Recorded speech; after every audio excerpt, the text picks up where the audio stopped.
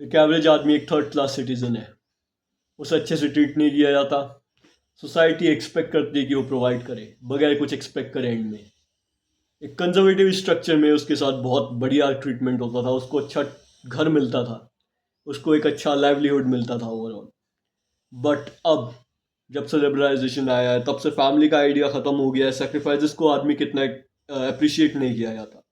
Sacrifices कर रहा है, अपने लिए कर रहा है, बढ़िया है, लोग ऐसे देखते हैं। अब वो ट्रीटमेंट जो मिलना चाहिए था वो मिल नहीं रहा, तो कोई प्रोवाइड नहीं करना चाह रहा है। प्रोवाइड नहीं करना चाह रहा है, कॉम्पिटिटिव ड्राइव कम हो गई है, लोग नीचे ही रहना पसंद कर रहे हैं। वो अपने आप में एक बहुत बड़ा इशू है।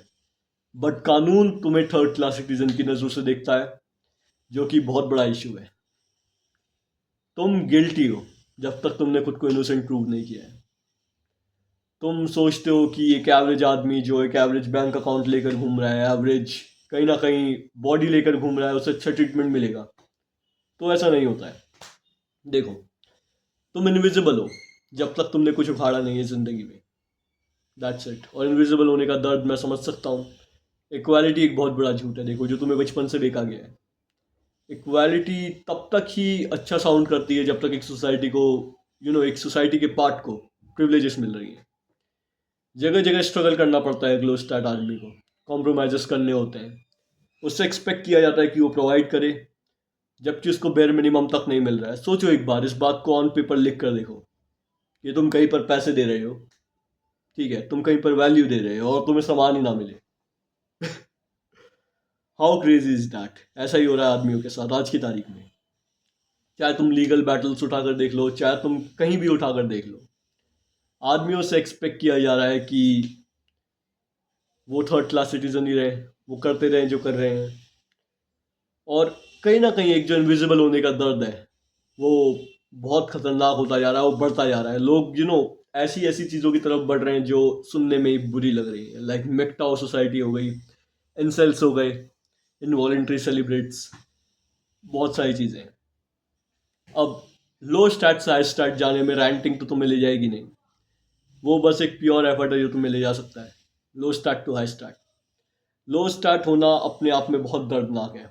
देखो, दुनिया आउटकम देखती है, सबसे बुरी बात यह है।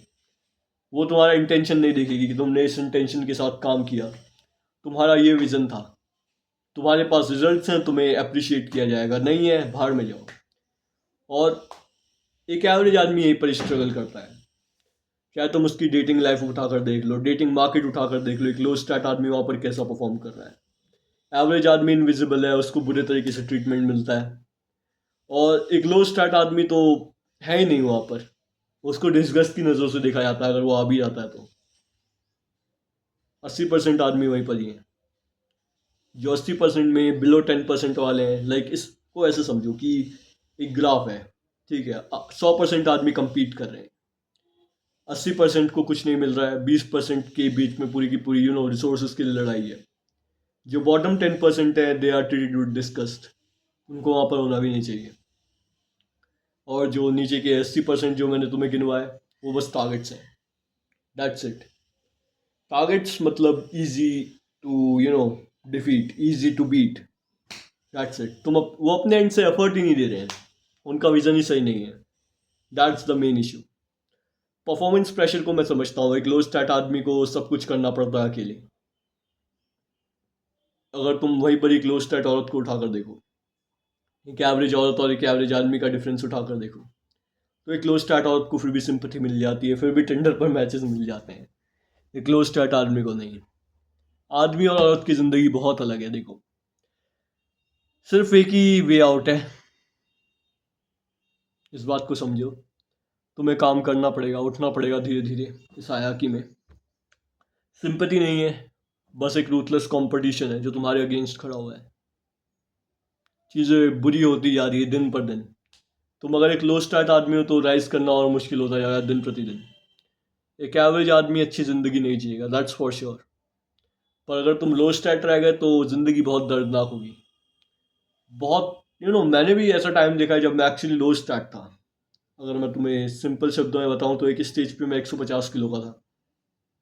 वहां से यहाँ पर मैं पहुंचा, that was due to work. समय बीतेगा, देखो, समय का नेचर है बीतना। तुमने एफर्ट पुट किया तो वो समय तुम्हारे साथ बहेगा, तुम्हें प्रोग्रेस करने में हेल्प करेगा। और अगर तुम वहीं पर ही रह गए तो फिर तुम वहीं से नीचे गिर जाओगे। तुम एक जगह पे कभी नहीं रुक सकते हो। तुम सोचोगे कि तुम मेंटेन कर रहे हो, बट ऐसा कभी नहीं होता। चीज़ें आगे बढ़ती रहती हैं, नॉर्म्स बदलते रहते हैं। जो सोसाइटी के अकॉर्डिंग अडेप्ट नहीं करता है, खुद को बदलता नहीं है, वो क्रश हो जाता है। दैट्स इट, पीछे हो जाता है। और जो आदमी पीछे है उसको कहीं पे भी कुछ नहीं मिलता। वो आज का नॉर्म है, वो आज की तारीख में चल रहा है।